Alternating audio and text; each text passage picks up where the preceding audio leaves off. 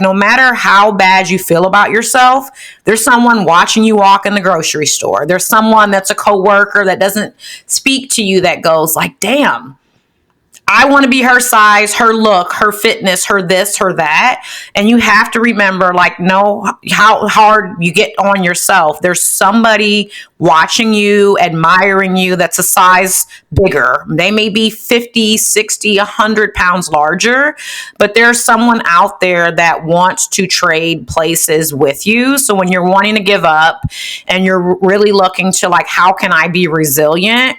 There is someone that is like steps and years behind you that would love to trade places. Are you ready to revitalize your health, boost your metabolism, and regain your confidence as a divorced woman and single mom? If that is the case, this episode is for you. I'm so excited for our guest today. She is a macro coach and business mentor, and she's going to help us discover how you can prioritize your well-being and pursue your entrepreneurial dreams no matter where you're at in your journey. My name is Sherille Marquez. I am a transformational coach and founder, and also your host of It Gets Better From Here podcast. Thank you so much for being here. Welcome to the It Gets Better From Here podcast, Eve. Without further ado, let us know how you're doing and just a little bit about your journey of how you got to where you are today, because you're super inspirational and I'm so happy you're here.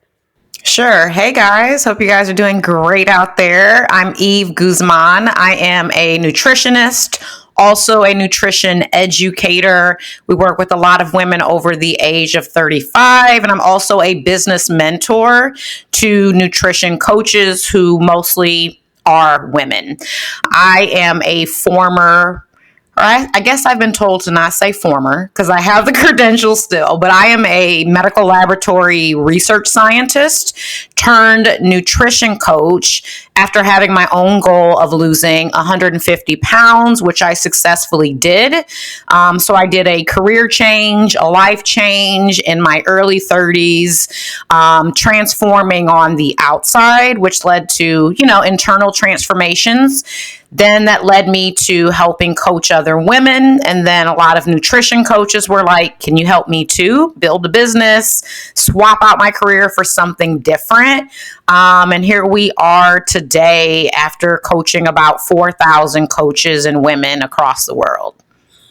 Wow, I just got goosebumps there. Gosh, I have been following Eve's journey actually as of recently. I want to say maybe a couple months. And so I didn't know about, like that actual journey as to how you got started. What was that defining moment for you when you said, okay, this is my goal, which was a pretty big goal. I mean, here I am trying to lose, gosh, I don't know, 10 pounds, 15 pounds from I need to stop saying that. I feel like when I had my emotional eating issues, I gained 28 pounds in 8 months from my divorce. But I have not been able to get back to where I need to be, I want to be. So how did you even get to that mindset? Okay, I'm going to do this, and please let us know. Yeah, for me, the last straw was really me losing the same 10 pounds, then gain it back, then lose 10 and then gain it back. And then getting to the point when I couldn't find anything to wear. And this was when I had my daughter only. I've got 2 kids, but I got to the point where the largest size pants that I found on the rack, I couldn't even fit, which then was like a size 24. I know the, sizes go up a little bit larger now, but I'm 5'1". I wore a size 24, so I was almost 300 pounds. And when I couldn't find anything to wear, I was like, I got to change. Something has to change. And that's when I really started committing myself to finding a way to lose weight that worked for me so that I didn't have to keep starting over and over again. And I lost a good chunk of that weight in about 18 months. Then I got pregnant. Then I had my son, gained 35, 40 pounds then, a lot more, in a healthily way versus before. And then I lost all of that weight And then I decided to lose a little bit more to get to that half my size point. So my goal was ultimately to lose half my body weight so that I could get into People magazine, which is kind of one of those far-fetched dreams where people are like following along with someone else's story and they're like, I think I'll do that. For me, it was like, I want to do that and maybe I can end up in that magazine, which, I mean, there's like millions of copies that go out every year. But I did get discovered by them about 4 months after getting to the half my size point, which was 143 pounds lost. They discovered me on Instagram through a hashtag because I just, tracked the whole journey, showed everything I was eating and doing and all of that. And they reached out to me and they said, we've been watching you, so you never know who's watching. And I ended up in their magazine as an ambassador for them and did a few campaigns with them. Oh my gosh, you are really full of surprises. That is so wonderful. So you had the intention from the get-go that Mhm. this is what I want to do. And you had to shift. You had to probably become and embody a completely different person. Could you tell us what that journey was like for you when, from that moment you said, okay, I set this goal? Because we're so conditioned for the comfort, right? Okay, you know what? The minute I feel a little uncomfortable, I'm changing the way that I eat. I'll start again tomorrow, or I'll start Mhm. again the next meal. So, oh my gosh, there's so much there. What can we do to, even begin a journey like this? Yeah, so for me, there was two reasons why I was quitting all of the other diets. One was it was completely transforming how I was eating from day one, and it was too hard to stick with. As someone who grew up eating a lot of like cultural foods, I didn't eat a lot of vegetables. I didn't eat a lot of fruit. So any program that was like shift to eating 2 salads a day and no more bread, no more rice, no more potatoes was hard for me. I was eating a lot of fast food, so to go cold turkey on that was hard too. Number two was I wasn't patient enough, and that's why none of the diets worked. Because truly, every diet can work. Because what makes you lose weight is by eating less and or moving more. But I was so impatient that I would quit by day 10 or 12 or 14. And so after I got to that point of like not finding anything to wear, my first commitment was 21 days, no quitting. And it's not that, 21 days to create a habit, because it really takes like 67 days to, nail down a new habit. But I was committed to not giving up at day 10 or 12 or 14. And I said, I'm going to go 21 days. And so I went 21 days and I was losing weight, but it just took longer for me to see it because I was just someone who was slower to lose weight. So those are the big things. I had to be able to eat things I liked and then commit to not giving up. And once I hit 21 days, I was like, let's go 3 more and let's go another 3 and then another 5. And then it turned into an 18-month journey of me losing this weight. So those are the two biggest things. And so instead of following someone else's, meal plan, because I've done Weight Watchers, Atkins, South Beach diet for for those of us that are 30 plus that know what these diets are, Slim Fast, Special K diet, the Progresso Soup diet. There were so Wow. many things. I did everything 3 or 4 times. I decided to count calories. And I started with counting calories, eating all the stuff that I like to eat. And so I did not start completely changing the way I was eating. I just started eating a little less than what I was doing. And then I started swapping out for healthier choices because, again, my palate loved comfort foods. I mean, I love the foods that I grew up on. I was still eating fast food. I was still going to Starbucks. Like I wanted that stuff, but I just committed to eating a little bit less. And it was just changing one thing at a time. I think that's really just, great, solid advice, practical, that, everyone can start and implement. And I find for myself too is that I can't stick to it, because even though it's foods that I like, eating the same damn food over and over again, I'm not gonna last, Eve. I mean, I'm Filipino. I Yeah. got the culture with you. Like, we have a bunch of different things. So I just, going back to when I was at one point, I was very fit, but here's the thing, I wasn't healthy mentally. I was doing that to, get the attention of my husband, because my marriage was not where it wasn't where I wanted it to be. It wasn't where it was healthy. So I did it for the wrong reasons, which led me to 20 years of body dysmorphia. I do not recommend that, guys. If you want Hmm. to do anything, you have to do it for yourself. And so, what I love about the macros, when I saw that's what you were doing and that's what you were teaching and that's what you did for yourself, is that it's food freedom. And when I Hmm. dabbled into that way back when, but I did do the calorie counting, I did do the MyFitnessPal, and I did it on my own. Like, I got a macro calculator, and I just started doing that, and I did it for years until that moment. So, how did you know this was right for you? How did you know this was right for you, like with the macros? I knew it was right for me because it was customized for me, my body type, what I like to eat.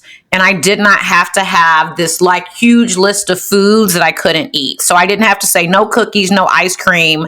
I just had to have smaller portions that fit in. And it became a game of like, okay, I get this many points or this many, dollars a day or macros a day, however you want to look at it. I get basically an allowance every day to do whatever I want to do with it. But of course, being smarter and having some vegetables and fruit and lower calorie things in my day, I'm going to get fuller. I'll be able to eat more. But if I've got balanced meals for breakfast, lunch, and dinner, if I want cookies, if I want some ice cream, I can build those in versus a list of all the do nots. After coaching so many women, we've realized the best thing is definitely like going one step at a time, mastering one thing, then add another thing as time goes on, but to add more things to food versus just taking away. Immediately, when you tell someone you can't have these things, all of us on the weekend, we're like eating all the tacos, the nachos, the burgers, the margaritas, the cheesecake. Like, we're eating everything to get ready for the diet because we know we're going to have it taken away. And just the mental thought of it being gone can make women want it more. It'll make you want to binge. But if you're allowed to use your allowance every day to put your food choices where you want, you've got that independence, the autonomy, you're in control. You can change your meals every single day. You don't have to eat the same thing, but it's all custom numbers for you. That's how I knew that this was the best route for me. And then I'm a Right. scientist, so it's science based.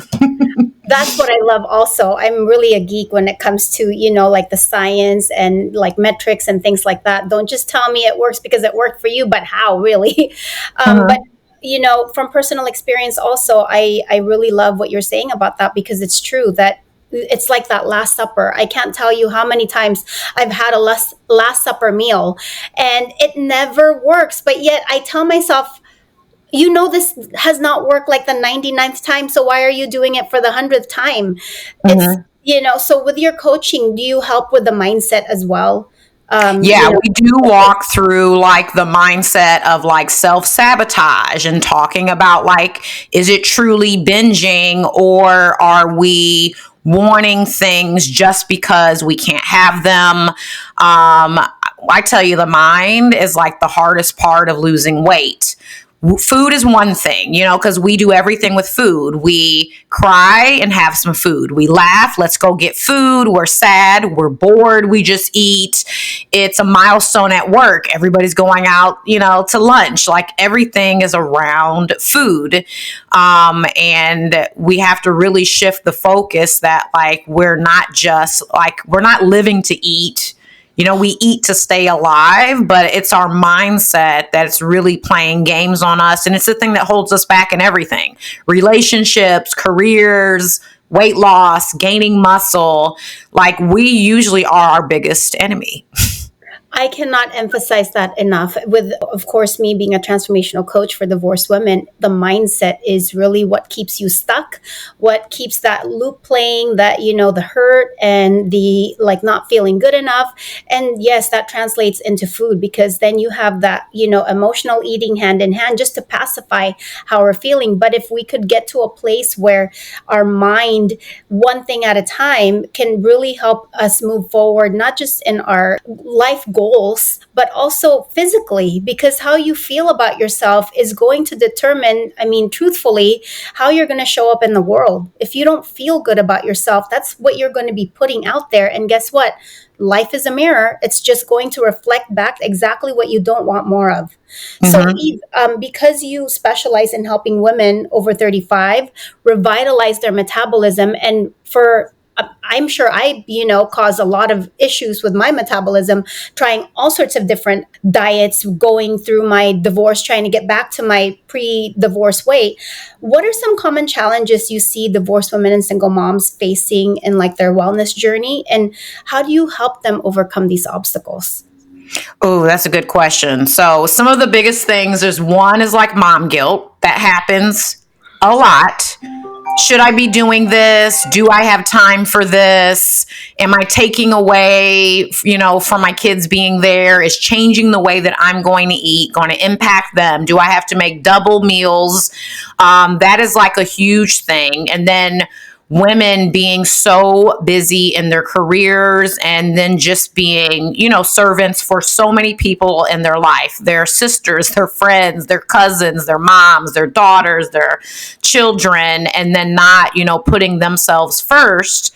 They run out of time in real life and mentally, and just don't know where to prioritize. So those are probably the biggest things, like the prioritization of self, and then mom guilt.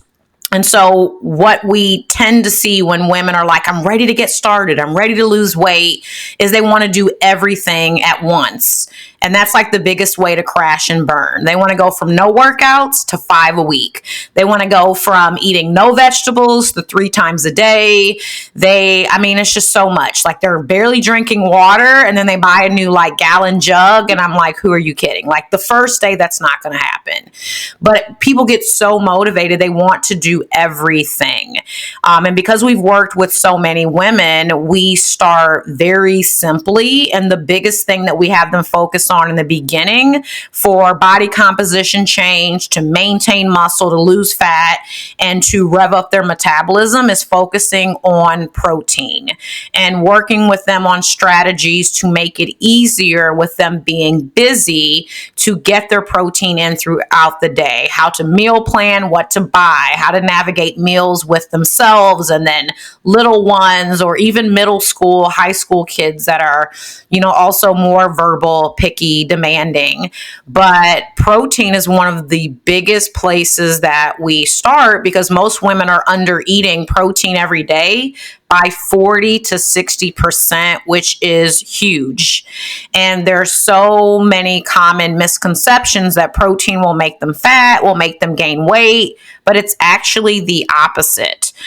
So if anybody was to ask me today if there is any one thing I would focus on, it would be protein, especially for women over 35 who are losing muscle every single year.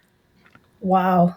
Gosh, I'm 45. So, I am your target market right here, because I'm also going through perimenopause. And it's like, my gosh, what a wonderful stage to be in. We need all the help that we can get. So I'm so grateful that you've taken the time here, Eve, to, just share your wisdom and your gifts with us, because we just don't have enough conversations around this. And I'm not no longer following accounts that make me feel bad about myself. I am Mm-hmm. following accounts that empower me to look forward to, okay, what the possibility is, midlife, and what somebody like you has done, which is really overcome so many things. And I'm sure there was a time where, even well, I don't know, I'm going to ask you, was there a time in your journey where you wanted to just give up even though you have lost all this, weight already? Was there a time where you're like, okay, I'm not there yet, but dang, I don't know if I could do this any longer? Or did it Yeah. really stick? Yeah, definitely. There were times where I was just like, I'm just destined to be fat. I was like, it's in my DNA, it's in my genetics, which is untrue. But like, I thought I'm just destined to be fat. And I was like, maybe I'll just quit and just let myself go. But I knew that I would keep coming back to not feeling good. I was barely able to keep up with my daughter. Like when I started, I couldn't even do lunges. I mean, I couldn't do anything. Everything was body weight. Everything I did in the beginning was walking because I could barely keep up with my toddler. And I'm like, I'm going to keep coming back to not liking how I feel. And then getting, annual physicals that say high blood pressure, you need to lose weight, cholesterol's high, blood glucose. It was going to be the same thing again and again and again. And I was like, I just have to see it through because I'm going to make this take forever if I don't dig in and just commit to it. Because I just knew I was never going to be satisfied until I felt healthy and I felt comfortable in the way that I was looking. Definitely. And, I think for a lot of women too, it's like, I know we're really harsh critics with ourselves, but I mean, no one can tell you how you feel about yourself. So you have to be very honest as to what is that goal for yourself. Is it, a dress size? Is it the, I don't know, 10 pounds? But really, it's about measuring how you feel about yourself. And no one can tell you that. They could tell you, oh, you look great. You don't have to worry about it because they want you to eat. I'm talking about, like well meaning family members. Oh, come on. You look so good. You don't need to lose any weight. Oh, have some lechon, have some, like fried, I don't know, like rice. I was vegan for a minute. Actually, it was a long minute. It was 7 years. And they never understood why I was doing that. They would still offer me, like, oh, there's chicken, oh, there's fish. But it just doesn't register. So I love that, I love what you just said here, where you knew that you were not going to be happy with how you feel. You're sick of what the tests were giving back to you every time you went to the doctor. So I hope that our listeners can really understand that you can do this, like what Eve was saying here now today, starting small, and do not go off and think like it's going to be one of those New Year's resolutions, which never stick. By the time we reach February, 80% has already fallen off because it's unrealistic. So, Mm-hmm. what I'm hearing is one small thing at a time that you can do and you can stick with. And perhaps 21 days, it sounds like a really good number. And then keep adjusting from there until you get to, like, did you say 64, 60-ish days, 64? Yeah, that's when your habits start to really solidify, and then you're almost just doing them without even thinking. I just want to jump in here real quick to talk about something super near and dear to my heart. When I was going through my divorce, I didn't just feel alone. I spent so much time, money, and I made a ton of mistakes just to try to figure out how I was going to heal and move my life forward. Even with my amazing family and friends, I just couldn't find anyone who truly understood what I was going through as a single mom, as a highly ambitious, driven, and focused divorced woman. If you're feeling this way too, I totally get it, which is exactly why I created the Phoenix Rising Divorce Community. This is an exclusive private online community that is away from social media and is specifically designed for high-performing divorced women who want to connect, to heal, to grow together, all while having the tools and resources to truly take their power back once and for all. If you're ready to stop wasting time, money, resources, and you're tired of doing it alone, and you're finally ready to move your life forward and heal once and for all, this is the community for you. Check the description for all the information. Thank you. Okay, that's amazing. And so I wanted to ask you, for the women, that divorced women, my audience, my community, and single moms who might be feeling overwhelmed with all of this and discouraged in their wellness journey, what are some advice that you can give them to stay motivated and, resilient throughout this whole process, trying to reinvent themselves and their health goals? So, one of the things I tell a lot of our clients and a lot of our coaches too, because our coaches go through the same thing. Like, we're out here helping, assisting, and guiding people to their goals. But we have coaches too that are like, do I look fit enough to be a coach? Am I lean enough? Do I need to have abs to be a coach? Which, no, you don't. Like, everybody needs someone at a different, stage. But I always remind our coaches and non-coaches, there is someone that wants to be in your shoes. Like, no matter how bad you feel about yourself, there's someone watching you walk in the grocery store. There's someone that's a coworker that doesn't speak to you that goes like, damn, I want to be her size, her look, her fitness, her this, her that. And you have to remember, like, no, how hard you get on yourself. There's somebody watching you, admiring you that's a size bigger. They may be 50, 60, 100 pounds larger, but there's someone out there that wants to trade places with you. So when you're wanting to give up and you're really looking to, like, how can I be resilient?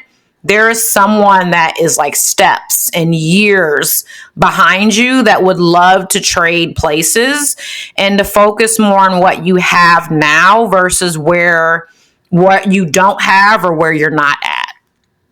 That's really, really great advice because we're so fixated on just focusing on how much we suck usually, especially Mm-hmm. when you're comparing yourself to, everyone in the magazine and like all these other accounts.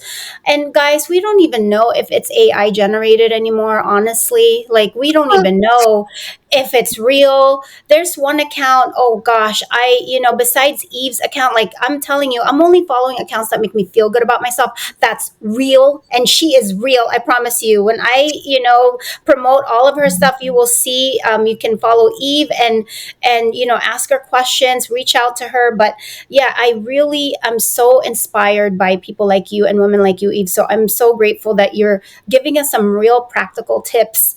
And speaking of which, because you're also a busy mom and you are an entrepreneur and you're doing still maintaining your own health. It's not like there's no maintenance there.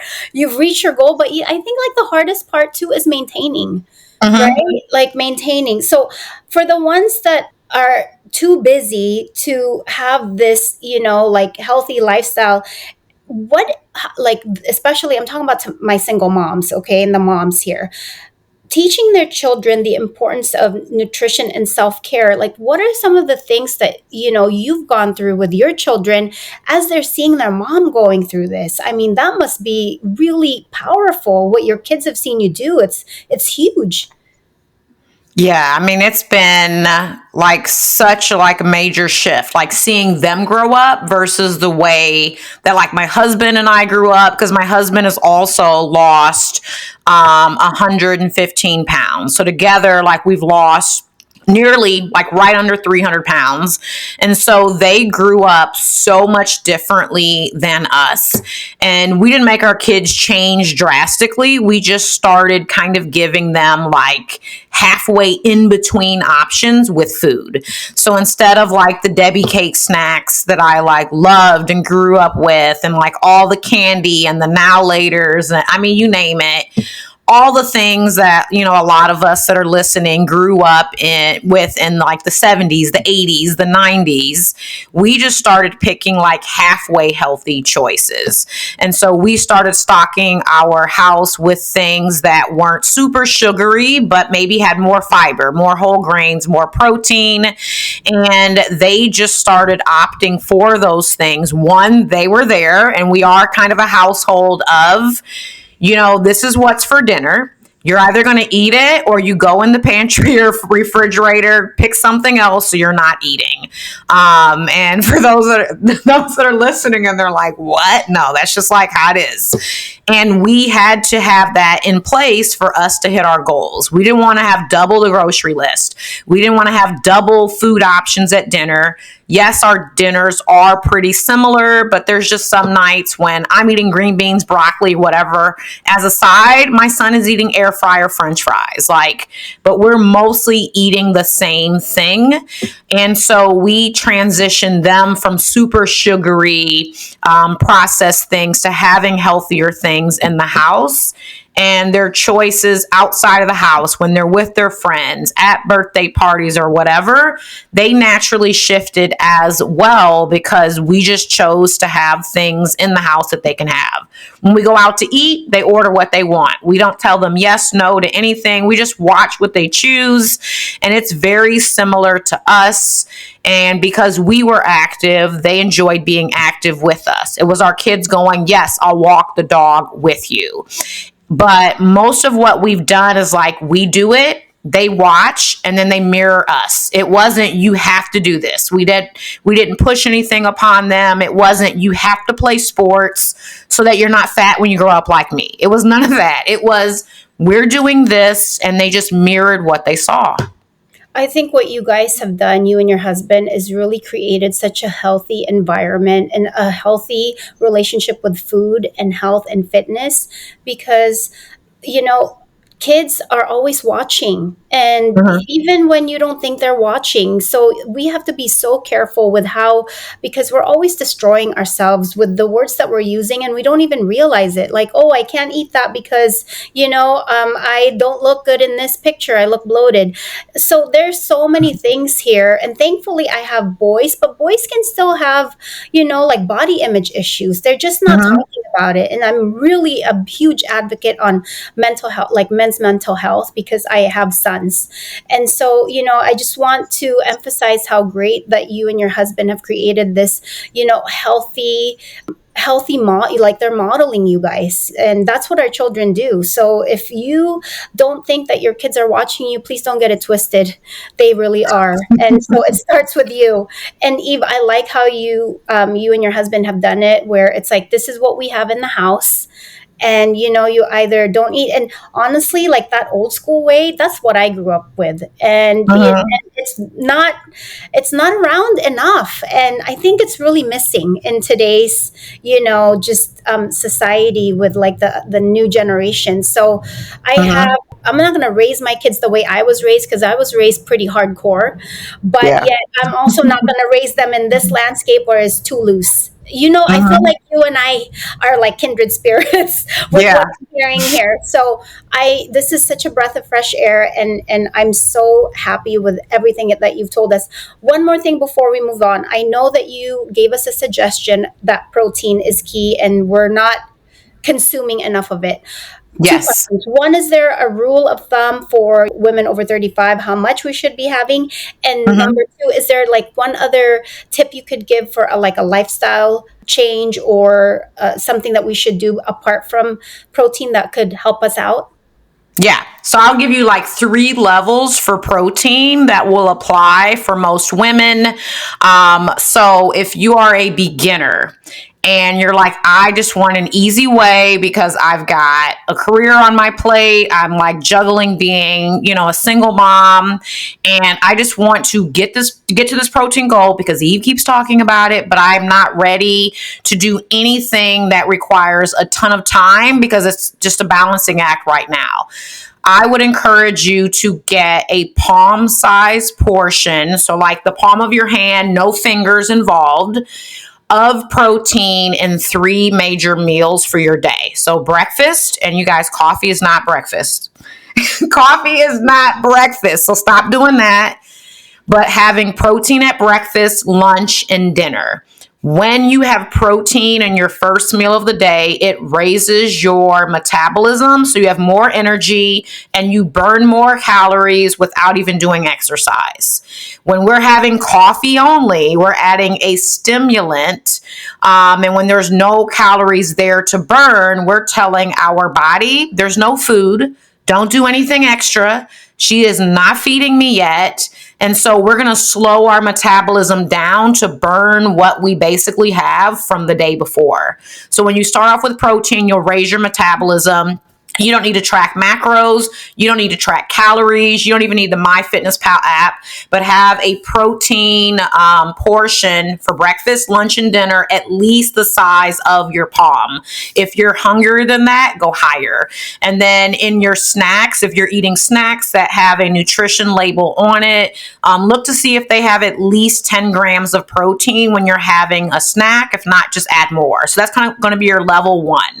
Level 2 for women that are already tracking or know how to use a MyFitnessPal app, and they, are pretty savvy with like scanning their food and plugging things in. I want you guys to start with at least 100 grams of protein per day. If you are plant based, start with 80 grams. But if you're eating any type of seafood, poultry, meat, start at 100 grams per day, because most women are only eating 55 grams. So every woman needs at least 100 grams per day. I will be a little bit easier on you if you are plant based, start at 80. But we have women in our program that are plant based. They're eating 120, 130, 150 grams of protein per day. So if you're tracking, I don't care what your calories are, but shoot for 100 grams per day. And then your third level for those that are a little bit more advanced, especially if you're already weight training or lifting, even if you're lifting just 2 days a week, you want to eat 0.7 grams of protein per pound of your body weight. So if you weighed 100 pounds, you need at least 70 grams of protein per day. So take your weight, multiply it times 0.7, and that's how much protein I would recommend without having like a coach or our guidance. We've got free guides and things all over our website that you can grab. But your third level would be 0.7 grams of protein per pound a day. And so eating the protein is going to help you build muscle, and you're not going to get fat. You're not going to get bulky. You're not going to get big. But every year, if you're listening to this and you're 35, you're losing muscle every single year. So eating protein will help to maintain muscle, keep muscle, build a little bit of muscle. Again, we're already going like 2 steps forward, 1 step back every year. And then weight training will help to maintain that. But the protein will make you fuller, so you're not snacking on crackers and chips and candy and whatever garbage is around, or whatever's on your coworker's desk, or the candy jar at work. Like, it will keep you fuller, but it'll raise your metabolism all day, every day. And so that's where I would begin with the protein. That is amazing. Wow, you gave us so much there, Eve. And everyone, please don't forget, everything's going to be in the show notes. So like Eve was saying, it's on our website, and I'll put her Instagram handle on here also. That was amazing, Eve. Thank you so much. And before I close up our conversation, I always like to ask my guests 2 questions. One being, if we had a time machine and you could go back in time, what is the one thing you would do differently? Oh my gosh. In every area of my life, I wouldn't be so hard on myself. Hard on myself in the way that I'm worrying about what everybody else is thinking. I was such an introvert because I was hiding in being an oversized body. I mean, by the time I graduated high school, I was already 200 pounds. 200 pounds, 5 feet, 5'1", if I'm like lucky on a good day, holding my breath. But I was so focused on what other people were thinking about me that I was so hard on myself that I could just never get started. Like, I was so fixated on what people thought of, like how I talked, what I wore, my hair, my size. Am I too nerdy? Am I not it just like held me back in my career, everything. So I wouldn't be so hard on myself, and I would care less about what people are thinking, because they're not watching as hard as we think. Oh my gosh, that is so great. I love that you said that, because I'm just thinking about, my community of divorced women and single moms, and they're in the process of reinventing themselves, and they're raising their children now without, a partner, and all of the judgments that we're getting as to how we're supposed to show up, what we're supposed to be doing, what, gosh, if people are ready to date, what, all of these different things could be so paralyzing, like you said. What did you do to like shift, before I move on to the next question, how did you overcome that, that mindset of, I need to play small. I need to just do what everybody else is telling me to do?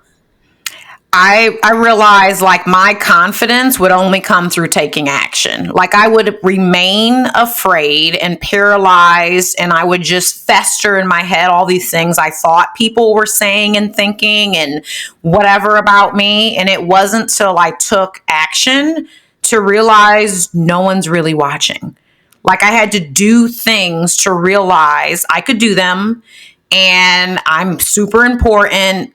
But all these things I thought people were thinking and saying, they're not even happening. I'm just like, I'm taking something tiny and building it up into something that doesn't even exist. So I just had to do the thing. I had to just, what do they say? Like, eat the frog. Wow, I just wanted to touch on that because that reminds me of me stepping out in this space. I have 25 years of corporate America background. I have no background in a heart center business where I'm the face, where my story is part of the healing, apart from the training. So I had to eat that frog with showing up and being on camera. And like you said, I want to commend you because doing the thing, as hard as it is what's going to transform you and your life. Eve, thank you so much for that. So Yeah. while we're in this time machine, what is the one advice you would give your younger self? It would probably be one of the quotes that I live by is just doing things afraid. Just Oh, doing it and then seeing what happens, because sometimes you have to just fail and then get the fuck up and keep going. Like sometimes you're going to fail.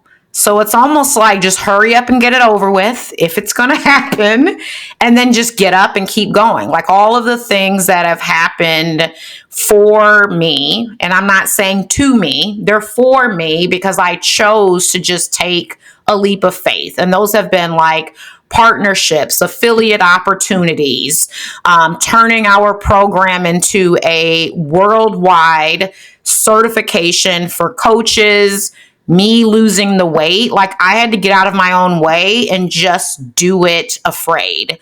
Like it's like people ask me all the time, how do you speak on stages and do you get nervous? Hell yes. They're like, why do you do it? Because somebody has to.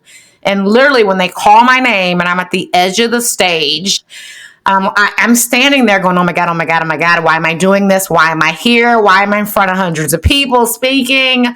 I literally just take a breath and I walk up there afraid and I just do it. And that's the only way I can get past it is just to jump. I'm just jumping. I'm not looking. My eyes are closed. And I wish I would have done that so many years ago.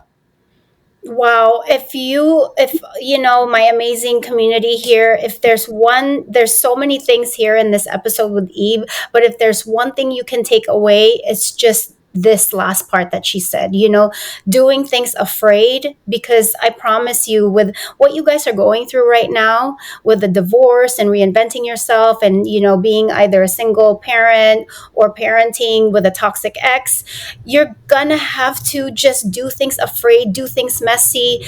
There's not gonna be a perfect situation where you can take that leap. Like Eve was saying, she's, nervous as hell, but she's freaking doing it anyway because somebody has to do it, and that is the person that is, you. That's who has to do it. Eve, thank you so much. Please tell us where we can find you and what you're working on, any programs. Sure. So you guys can find me on Instagram. That's where I hang out every day. I know people hate social media. I love Instagram. It's fun to me. Make it fun. But it's my name, Eve Guzman Official. And then our website is themacrouniversity.com. And when you go on there, you can find our podcast, free newsletters. We've got tons of freebies, guides. If you can't find them, just message us and we'll get you some free goodies. Wonderful. And again, everything's going to be in the show notes. I'm going to link Eve's info, and you guys can catch her where she hangs out, which is where I caught her on Instagram. Thank you so much, Eve. It was a pleasure having you here. You're welcome. That's it for this week's episode. I hope that you learned some valuable tips from Eve about protein, prioritizing your health, the mindset shifts that you have to have in order to even pursue any goal, and what she did for herself, which is lose half of her body weight. I think it's over 150 pounds. So please make sure that you hit that subscribe button if you like this episode. That way you are always in the know. And also because you can help me in my mission of transforming and helping millions of divorced women and single moms live a better life, help them to reclaim their power, reinvent themselves like never before. And as always, it gets better from here. No matter where you're at and no matter how old you are, it gets better from here.